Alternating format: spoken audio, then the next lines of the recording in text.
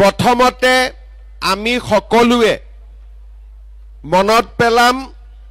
যোৱা পৰহি দিনাখন কাশ্মীৰৰ পেহেলগামত পাকিস্তানী উগ্ৰপন্থী সকলে যি ধৰণে নিৰীহ মানুহক হত্যা কৰিলে আৰু বহু মাতৃৰ বুকু ক্ষুধা কৰিলে বহু মোৰ ভণ্টিৰ শিৰৰ সেন্দুৰ মচি দিলে মই সকলো পৰিয়ালবৰ্গলৈ অসমবাসী ৰাইজৰ হৈ সমবেদনা জ্ঞাপন কৰিছো বিদেহী আত্মাৰ সদ্গতি কামনা কৰিছো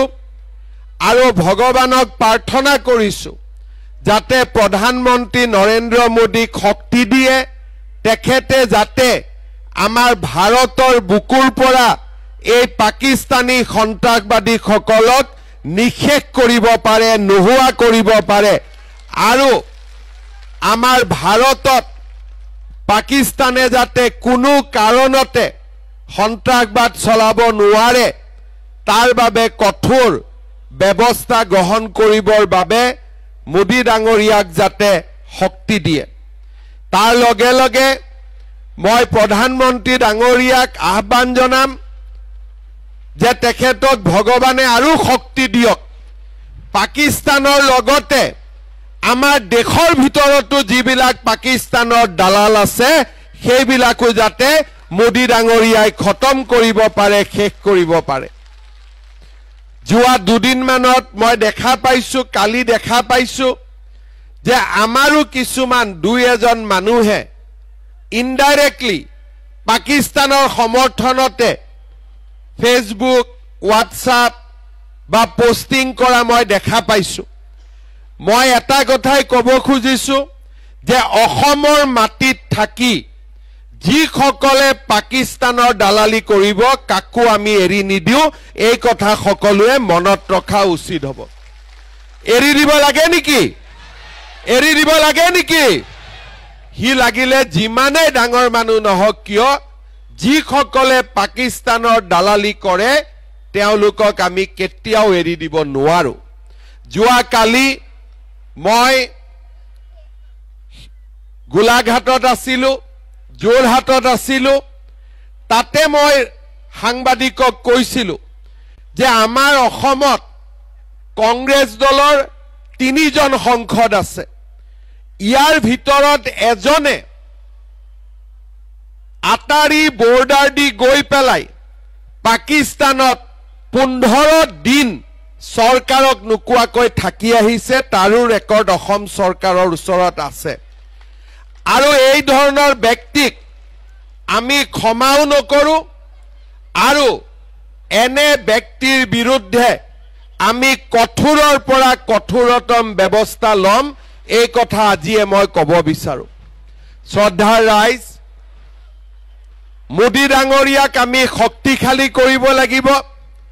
অমিত শাহ ডাঙৰীয়াৰ হাত শক্তিশালী কৰিব লাগিব যাতে আমাৰ ভাৰতত আমি এক নিৰাপদ পৰিৱেশ সৃষ্টি কৰিব পাৰো সকলো ধৰ্মৰ লোকে মিলাপ্ৰীতিত থাকিব পাৰে আৰু সকলোৱে মিলিজুলি থাকিব পাৰে যোৱা পৰহি দিনাখন কাশ্মীৰত বন্দুক লোৱাৰ আগতে মানুহক সুধিছে যে তোৰ ধৰ্ম কি আগতে কেতিয়াও সন্ত্ৰাসবাদীয়ে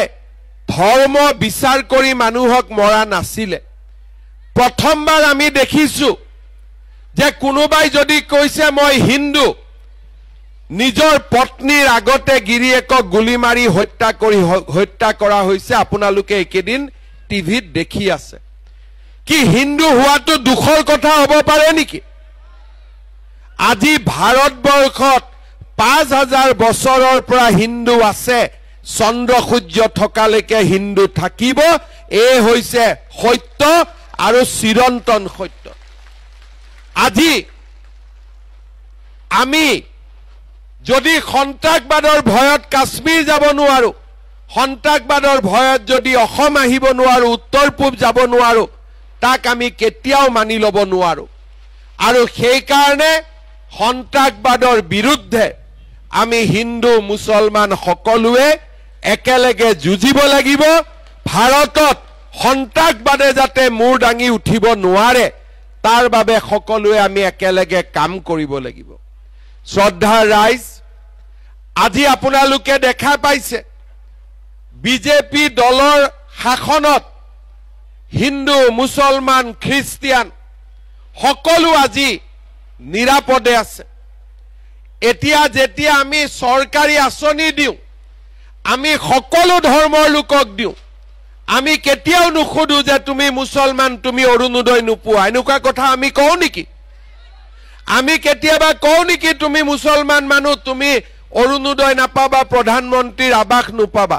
তেনেকুৱা কথাটো বিজেপিয়ে নকয় বিজেপিয়ে তো সকলোৰে লগত সমানে থাকে আজি আমাৰ কংগ্ৰেছসকলে মানুহক কয় যে ওয়াকফ আইন আহিলে মছজিদ ভাঙি দিব মাদ্ৰাসা ভাঙি দিব আপোনালোকে এটা কথা কক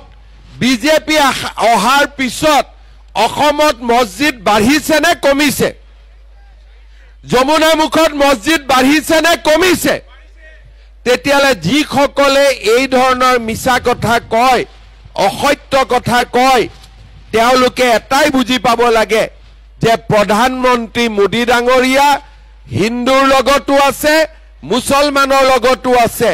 আমি মাত্ৰ সন্ত্ৰাসবাদীৰ লগত নাই আমি টেৰৰিষ্টৰ লগত নাই এইটোৱে হৈছে সবকা সাথ সবকা বিকাশ